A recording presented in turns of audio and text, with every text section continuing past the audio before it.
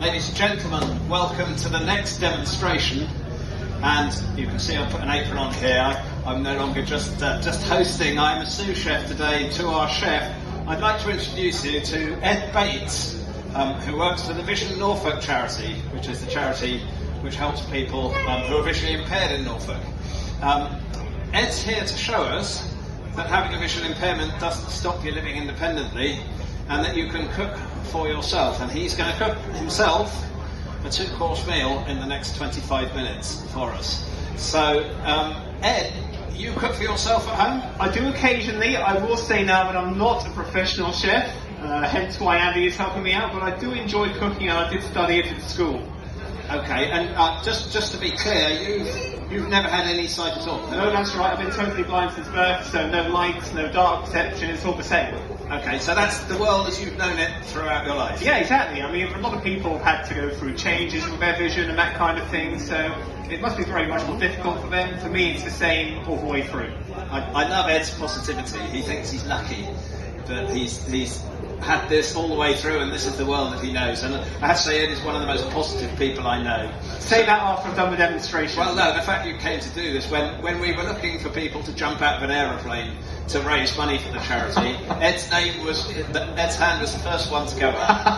And I think you said, actually, you found it easier than the sighted people did. Yeah, well, I mean, because you don't see, I had no idea how far I was falling, how high up I was. I mean, people say you're, 10,000 foot up, but what does that really mean? You can't see it, you know, it's just a number to me. I can't imagine that. So, yeah. Excellent. Shall I get cracking with Andy? Okay, yeah, no, before you do, I just want to point out that Ed's brought along 1 or 2 gadgets which are available to help people with visual impairment cook. So tell us what the gadgets you've got. Right, so the things you'll be seeing today are talking kitchen scales, a microwave, which talks.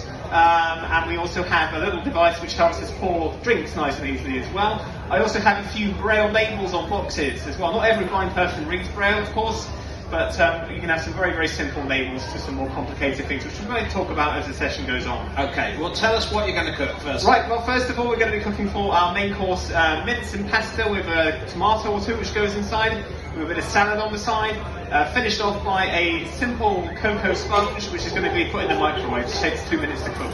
Great, okay, so we've already got to your right, there's a pan of boiling water on the stove, so as and when you need something done with that. But usually you would use a flat induction hob, wouldn't you? I would, yeah, so this is a bit new to me, so this could be a bit of a challenge, but we'll see how it goes. So I will be helping Ed today, because we've got a very uneven gas cooker here, where if you don't put the saucepan right in the middle, it falls over, whereas an induction cooker obviously is completely flat, so it doesn't really matter where you put it. Yes, yeah, of course you've got to be careful it doesn't go off the boil, because sometimes if you're stirring, you can feel it going off the boil, so that can have its own problems as well. And you can't really put your finger in to see. No, I wouldn't encourage anything dangerous at home.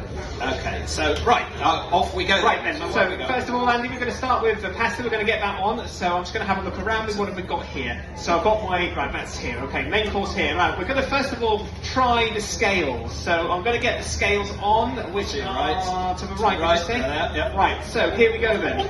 Are they on? Now hopefully you'll be able to hear this. Hang on, let me put a microphone there so that people can actually hear the scales. 1 moment. Okay. Just let it turn on.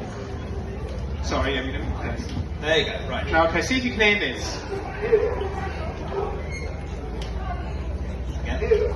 Can you hear that? It's saying 0. So I'm now going to cheat. I do have the pasta already weighed out to save time. So I've opened my braille box labelled pasta. And I'm going to tip it all in. You've got stuff on there on the side. Sorry, in the box you've got your tomato in there. Oh yeah, good thinking. I thought it felt heavy. Right, I'll just put that on the side here. Right, okay. Thanks, Andy. Okay, 75 grams. 75 grams, that's it. Now we're going to transfer this straight into the saucepan. So, where's the saucepan of hot water, Andy? Right, okay. Now put your hand on the handle. Right, now I'm going to just cheat a little bit. Obviously, I would obviously encourage hygiene when you're cooking, regardless of your blind, you do have to touch things a bit more. So I'm using my hands today, but this won't be eaten. So in it goes. I could have poured it, couldn't I? But I didn't take the risk. That's fine. Excellent. Right, now we're going to let that cook And I'm going to set a timer for just a few minutes on my phone so that I know where I am. So How important is technology for people? massively important. Set timer for 7 minutes. Right, okay, we've got 7 minutes of that to cook. It might take more, it might take less. And do you use an Alexa at home? And Alexa, do they? I do, or we actually have a Google Hub, so I use one of those at home as well. Have they been a bit of a game changer for people? Yeah, it's massive game changer.